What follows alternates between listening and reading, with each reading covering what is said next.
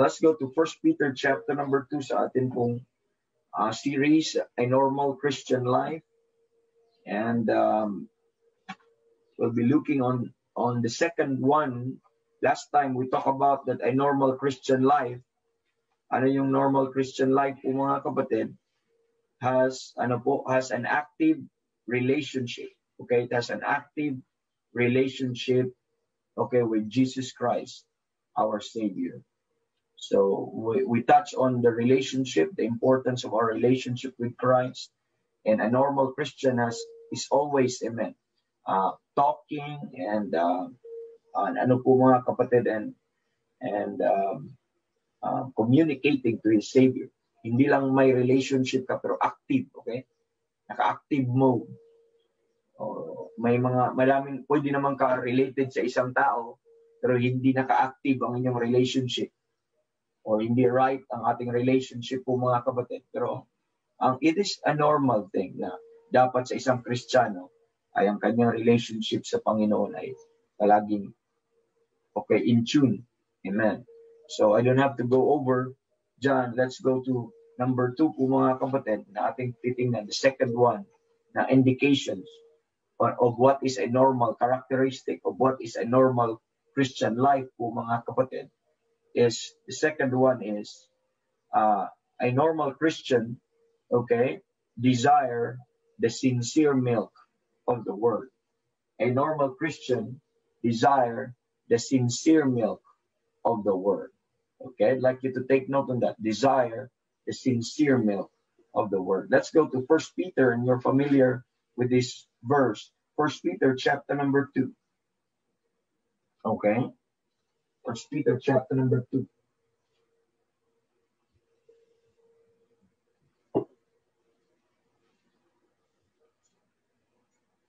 Ano sabi? As newborn babes, desire the sincere milk of the word that they may grow thereby. As newborn babes desire the sincere milk of the word that ye may grow thereby. So, but I'd like to take note on that desire, on that sincere milk of the word. That's what I'd like to talk about this morning. I don't know if we could finish this morning with our time that remaining, but that is one of the mark of a normal Christian. Hindi po super Christian ang isang tao na palaging nagugutom or nagnanais ng salita ng Diyos. But it's a normal thing. Okay? Please, let's not confuse always what is normal and ideal. It's not even an ideal po mga kapatid, but that is the most natural thing sa isang Kristiyano, genuine or totoong Kristiyano or normal na Christian na magugutom. Kagaya ng normal na tao, nagugutom ka, hindi ka normal, abnormal ka pag hindi ka nagugutom physically. Hindi ka our body is built upon may dependence sa pagkain po na ito. And we know also that man shall not live by bread alone, but by every word that proceeded out of the mouth of God. Amen. But by every word that proceeded out of the mouth of God. So we have two na nature na kailangan nating pakainin. The nature after the flesh, ito pong physical natin nature, and the other one is yung spiritual nature. That's why hindi lang tayo mabubuhay sa tinapay, which is a physical food. Ganun din po mga kapatid, dito po sa atin pong spiritual ay kailangan tayong makakain ng every word of God. So, that's the most normal thing. Now, you put a question mark to your salvation if you don't look for and hunger for the word of God. Are you listening? You don't. If you don't appreciate preaching, if you are not excited about reading the word of God and listening to the word of God and learning the word of God, amen. You put some question mark. I'm not saying you are not saved, but maybe you are not saved, or pangalawa, maybe you are there's an abnormality. It doesn't mean sa tao din po mga kapatid may abnormality. Ang abnormality po kasi sa spiritual life is yung carnality. So supposedly we already live in the spirit that we should not walk after the flesh, but we should walk in the Spirit. If we live in the Spirit, let us also walk in the Spirit. Pero yung carnality sometimes po mga kapatid ay we always put on, okay, the flesh or this old sin nature na palagi po natin ginano. So, kaya po, dalawa lang. Kaya ang tawag ko dun ay spiritual retardation. Na yung mga taong nag-stop na mag-grow, mga kapatid, okay? So, may abnormality. So, you may be or say, but you put a question mark on that po, mga kapatid. Pero, isa po yun sa napaka-natural, napaka-normal po na mangyayari po sa isa pong tao po, mga kapatid, na ito ay parang sanggol na pinanganak, no? Ay ang una kaagad niyang hanapin po, mga kapatid, ay ang salita ng Diyos. Ang gatas, salita ng Diyos. Amen. Kaya nga dito, in verse 3, if so be ye have tasted the Lord is gracious. When was the time you have tasted first, the first taste that the Lord is gracious? When was the time? It was the time when you trust and believe the grace of God for your salvation. Amen. That's the first time you tasted that the Lord is gracious.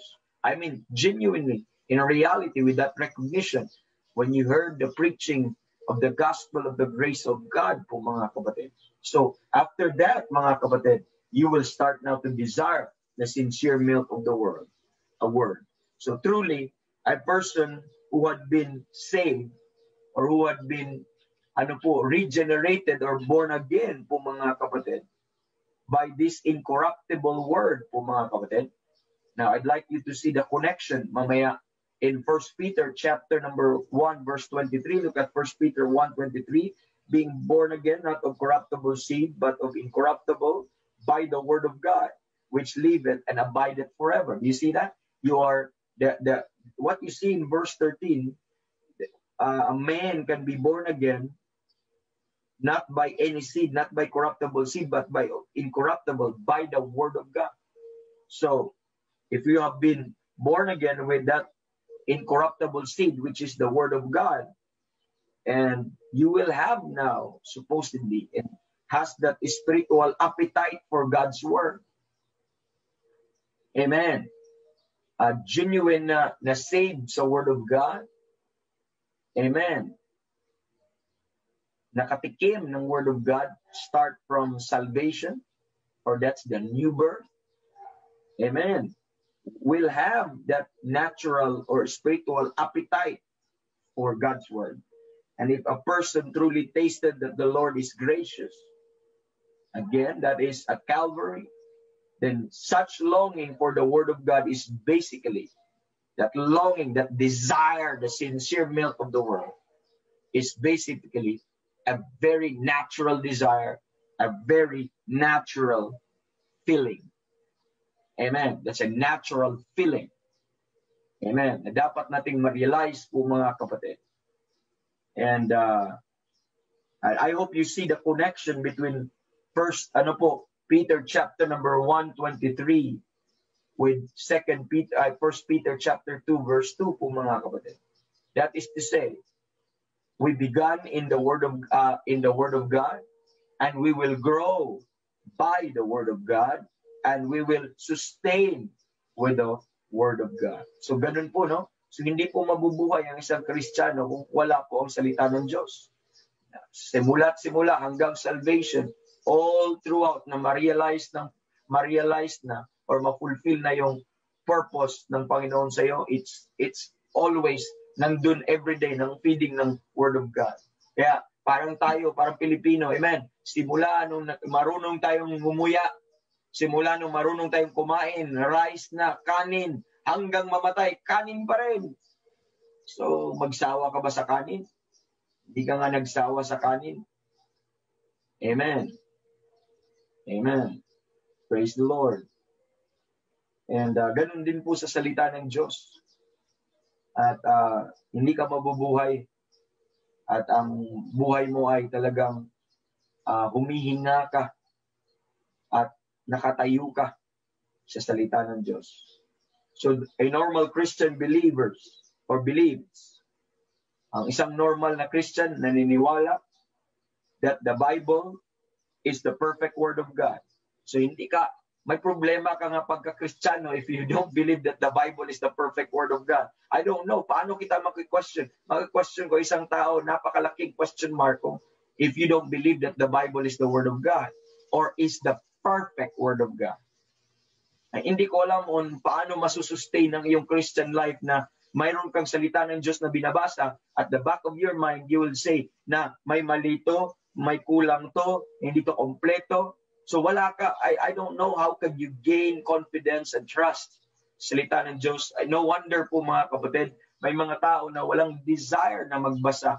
Kasi kung mabasa mo, desire the sincere milk of the word. Pag sinabi mo word na sincere po mga kapatid, that's where we get the word pure. I mean, that's the meaning of the word pure. Sincere. It means pure po mga kapatid. Yung word na sincere. Pag sinabi mo, I am sincere, that means you are pure at heart.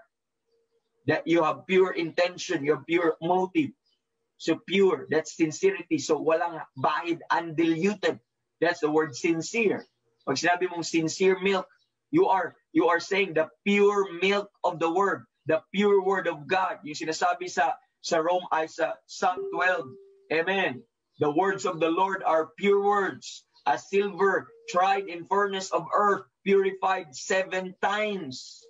Yun yung ibig mo sabihin ng Proverbs 30 verse number 5 po mga kapatid. Every word of God is pure. Amen. And the Bible says in Psalm 119 verse number mga kapatid, verse number I think 140, sabi doon, thy word is very pure, therefore thy servant loveth it. Amen. Therefore, a normal Christian believes that the Bible is the perfect, pure Word of God. And it's a normal thing. It is not being fanatic. It's not also extremism to believe on that I have the perfect Word of God. It is not being dogmatic, mga kapatid, but it is just a normal thing. Amen. It's just a very normal thing that a believer must first believe that you have the book, you have the pure Word of God, and you love it because of its purity. You love it because it is perfect po mga kapatid, and it is the Word of God. Amen. You have to take note on that. Amen.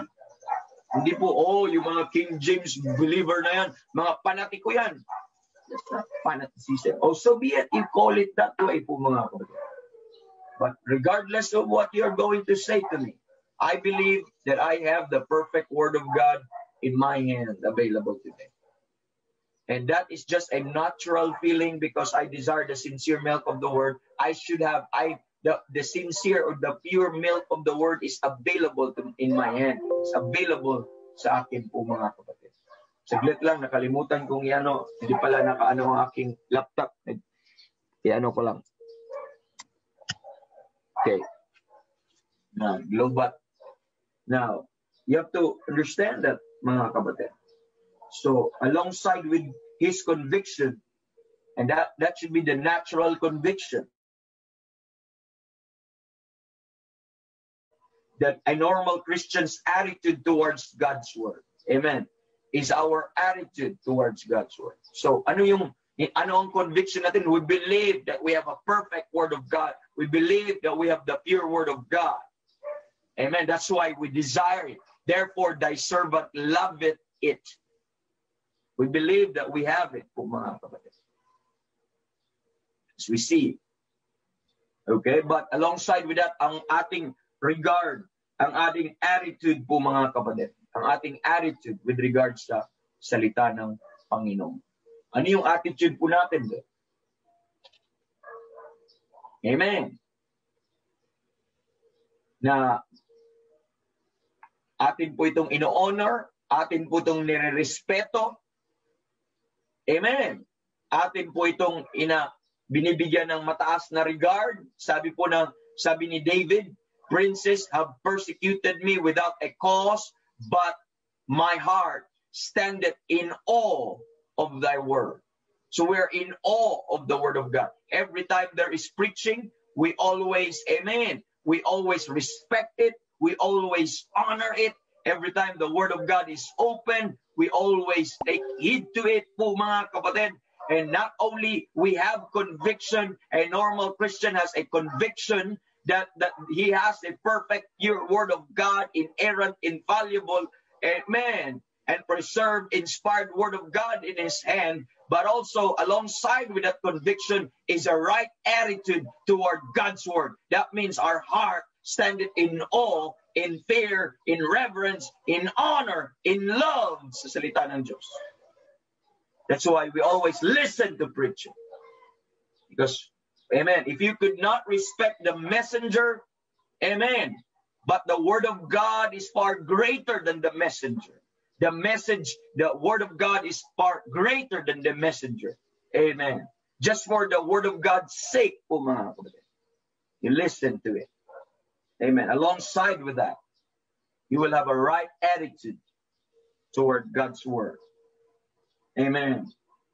So we will be looking some of these things that must be true with regards to the Word of God in the life of a normal Christian. In the life of a normal Christian. And that is to say, po mga kapatid, it all started with that genuine salvation.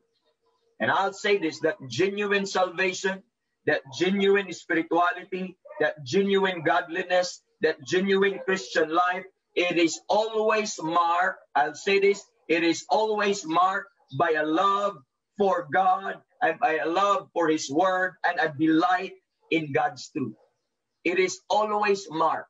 It is always characterized, mga kapatid, sa kanyang pagmamahal sa salita ng Diyos at sa kanyang pagkasaya or delight, mga kapatid, pagdating sa truth ng Panginoon or sa salita ng Panginoon. That is always been the mark, yung love and delight po mga kapatid. That's why in John chapter number 8, verse number 47 po mga kapatid, we are told, he that is of God, heareth God's word. Are you saved? He that is of God, heareth God's word. That's always been the characteristic. That's always been the mark po mga kapatid. In John chapter number 3, verse 35, amen. If a man love me, he will keep my word. Amen. He will keep my word. That's always been the characteristic. That's always been the desire. That's always been the attitude. There's always that love and delight for those who are genuinely saved, for those who are genuinely spiritual, for those who are genuinely godly po mga kapatid. It's always been characterized. And those who have an active relationship with God, or we call it a normal Christian, that's always been the characteristic. He will hear God's word and he will keep God's word. In Romans chapter number 7, verse number 22 po mga kapatid, yes, sinabi ni Paul that sa outside niya there is warfare po mga kapatid, and there is a struggle po mga kapatid. But sabi niya, but I delight, amen, in the law of God after the inward man. I delight in the word of God after the inward man. There is someone in you should always love God's word and could never hate God's word. And if you have that inner man po mga kapatid, if you have that new man po mga kapatid, that new man will always love God's word, will always be delighted on God's word po mga kapatid. That's why that's a normal feeling if you are saved. You are a normal Christian. At makikita po natin po mga kapatid. That's why Paul said, for I delight in the law of God after the inward man. And in Job chapter number 23, in spite of he was battered and ano po mga kapatid, and been plagued with some testings and trials, but he said po mga kapatid, amen, for I have esteemed the words of my mouth, the words of your mouth, more than my necessary food. I have esteemed the words of thy mouth more than my necessary food. Yun yung pagmamahal ni Job sa salita po ng Panginoon. Nagugutom po siya. Pansinin niyo po mga kapatid. Ito pansinin niyo po. O hindi po ito normal. May pakialam ka ba sa salita ng Diyos nung hindi ka pa saved? Are you listening? May pakialam ka ba sa salita ng Diyos nang hindi ka pa saved? Wala. Bakit? Normal lang din yun. Bakit normal yun? Dahil wala ka pang Spirit of God, wala ka pang inward man, wala ka pang new nature na nagugutom, na hunger, wala ka pang Christian life, wala ka pang spiritual life. Because unsaved ka pa eh. Amen. Kaya natural yun. I have, ano po mga kapatid, I have never read the Bible personally in my life, not until I got saved. Not until, mga kapatid, I met the Lord, my life. I've been an active religious, ano po mga kapatid, I'll say this, as a member of a Legion of Mary, as a member of a Youth for Christ po mga kapatid, I am active po sa mga activities at chapel, but I have never read the Bible personally. And I have never understood. And listen to this, I have never, ano po mga kapatid, never even, ano po, desire to love it, to like it, and to find it. Wala po. And I know myself. But ngayon po mga kapatid, parang manglupay-pay ka na pag hindi ka makapagpakinig ng salita ng Diyos. And this pandemic has really, ano po mga kapatid, blessed us all in a right, ano po, in the other hand, sa spiritual side natin. Nagiging advantage sa atin, spiritual side natin. Bakit? Na-engage tayo sa araw-araw na walang miss. Na, at least somehow, kahit saan tayo, makapagpakinig tayo ng salita ng Diyos. We see that po mga kapatid. That is the delight now. That is the desire now. Because if you are a normal Christian, ay talagang nagugutom ka. Okay? Sabi niya, I have esteemed the words of thy mouth more than my necessary food. In Psalm 1 verse 2, sabi niya, you remember that blessed man? Blessed is the man that walketh not in the counsel of the ungodly. Remember that? But if you read verse 2, but his delight is in the law of the Lord. Where is his delight? It's in the law of the Lord. It is in God's word. That's always been his attitude toward the word of God.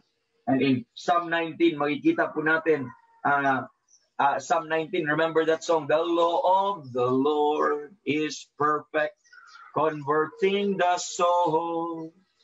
The testimony of the Lord is pure, making wise the simple. Anong chorus?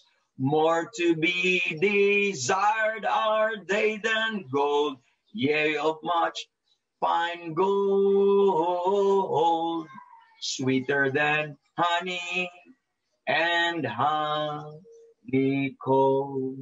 Ang point po mga kapatid, it's now sweet. It is now more to be desired that day than gold. That is now the thing. And that's not, hindi yan kahibangan na pipiliin mo ang gold, ay pipiliin mo ang word of God over gold. If there is something po mga kapatid na maiwan sa mundong ito, it's between gold and the word of God. What will you choose?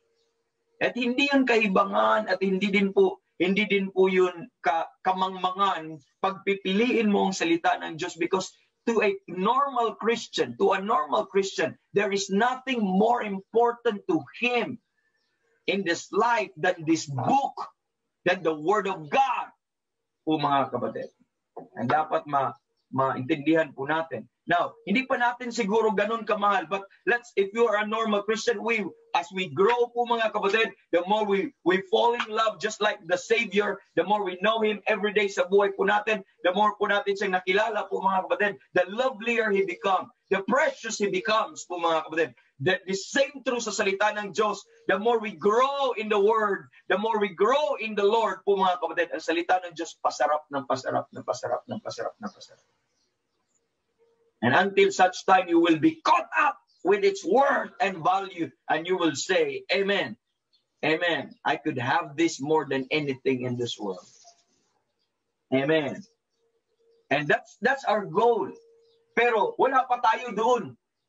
Nasa normal Christian life, remember yung timeline? Yung ideal natin mga kapatid, that we don't want to exchange the Word of God from anything else. Pero at this moment, sa ngayon, nagugutom ka ng salita ng Diyos. And that is a normal appetite.